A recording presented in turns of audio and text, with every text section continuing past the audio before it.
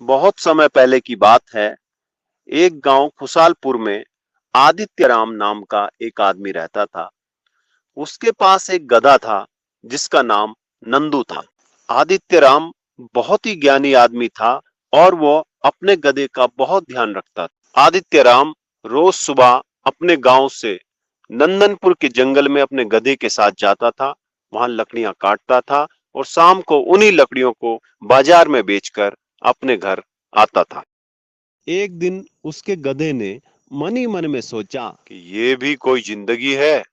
रोज सुबह जंगल जाओ और शाम को घर आओ। मैं कल जंगल से भाग जाऊंगा और मालिक के हाथ नहीं आऊंगा। उसके बाद मजे से जिंदगी बिताऊंगा। इतना सोचकर नंदू अगले दिन सुबह सुबह जंगल जाने के लिए तैयार हो जाता है। अरे क्या बात है नंदू, आज तुम मुझसे पहले ही तैयार हो गया। लगता है तुझे जंगल की घास बहुत अच्छे लगने लगी है। जरा रुक, मैं खाने की पोटली रख लेता हूँ। नंदू मन ही मन सोचता है, आज मैं जंगल से भाग जाऊंगा और इस दुपहिया मतलब दो पैरों वाले के हाथ कभी नहीं आऊंगा। वहां मैं खूब हरी हरी घास खाया करूंगा और खूब मस्ती किया करूंगा। नंदू ये सब बातें मन ही मन में सोचते हुए आदि के साथ जंगल की ओर चल देता है। वे दोनों चलते चलते जंगल में काफी अंदर तक पहुंच जाते हैं। अरे वाह, वो रहा सूखा पेड़। आज इसे ही काटता हूं, इसमें काफी अच्छी लकड़ियां हैं। शाम को इसकी लकड़ियां बेचकर लगता है मुझे काफी अच्छे पैसे मिल जाएंगे। नंदू, तू यहीं रुक, मैं ये पेड़ काटता हूं। तू शायद थक गया होगा, तो थोड़ा आराम कर ले, क्योंकि शाम को इस पेड़ की बहुत सारी लकड़ियां हमें गांव ले जानी। इतना कहकर आदि पेड़ से लकड़ियां काटने में व्यस्त हो जाता है और उधर नंदू सोचने लगता है, ये दुपहिया मतलब दो टांगों वाला तो लकड़ी काटने में व्यस्त हो चुका है। लगता है यही सही समय है, अब मैं भाग जाता हूँ। ये सोचकर नंदू जंगल की तरफ तेजी से भागने लगता है।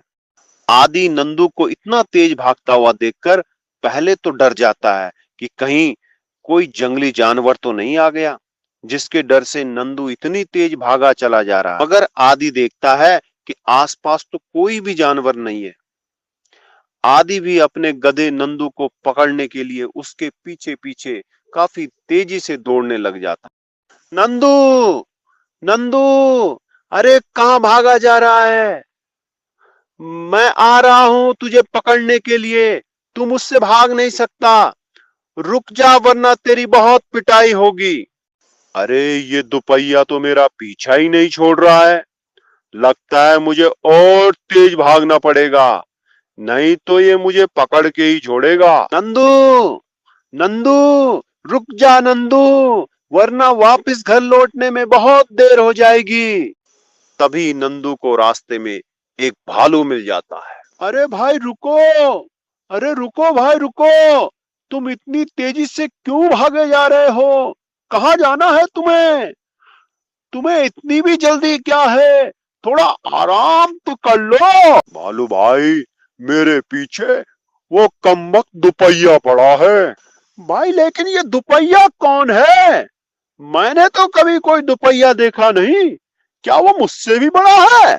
भाई दुपहिया मतलब दो पैरों वाला। तुम उसे नहीं जानते, वो बहुत खतरनाक है भाई। भाई मैं तो कहता हूं तुम भी भाग चलो।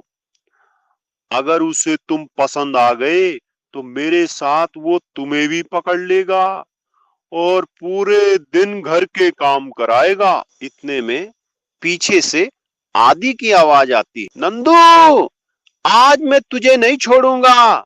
आज मैं तुझे घर वापस ले जाकर ही दम लूंगा। भालू भी आदि की आवाज सुन करके डर जाता है और भालू और नंदू दोनों साथ में मिलकर दौड़ने लग जाते। थोड़ा आगे चलने पर उन्हें एक घोड़ा मिलता है। अरे भाई भालू, तुम इतनी तेजी से क्यों भागे जा रहे हो? कोई तुम्हारे पीछे पड़ा है क्या? और तुम इतने डरे हुए क्यों हो? आओ भाई, थोड़ा आराम कर लो। ना भाई ना, हमारे पीछे तो एक दुपहिया पड़ा है, वो बहुत खतरनाक है। ये नंदू कह रहा था कि वो रस्सी से बांध देता है और डंडे भी मारता है और घर के सारे काम करवाता है। मैं तो कहता हूँ भाई, तुम भी हमारे साथ भाग चलो, वो दुपहिया पीछे आने ही वाला है। भालू से इतना सुनने के बाद घोड़ा भी डर जाता है और वो भी भालू और नंदू के साथ तेजी से भागने लग जाता है। थोड़ा आगे चलने पर उन सबको एक हाथी मिलता है। अरे भाई, तुम लोग कहाँ भागे जा रहे हो? क्या जंगल में कोई तूफान आया है क्या? ऐसा भी क्या हो गया जो सब के सब एक साथ भागे जा रहे हो? पास में नदी है, भाई थोड़ा पानी पी लो और आराम कर लो। नहीं भाई नहीं, हमारे पास समय नहीं है। हमारे पीछे एक दुपहिया पड़ा हुआ है और भालू कह रहा था कि वो बहुत खतरनाक है और वो रस्सी से बांध देता है और अपने घर के सारे काम करवाता है और तो और डंडे भी मारता है। क्या कह रहे हो?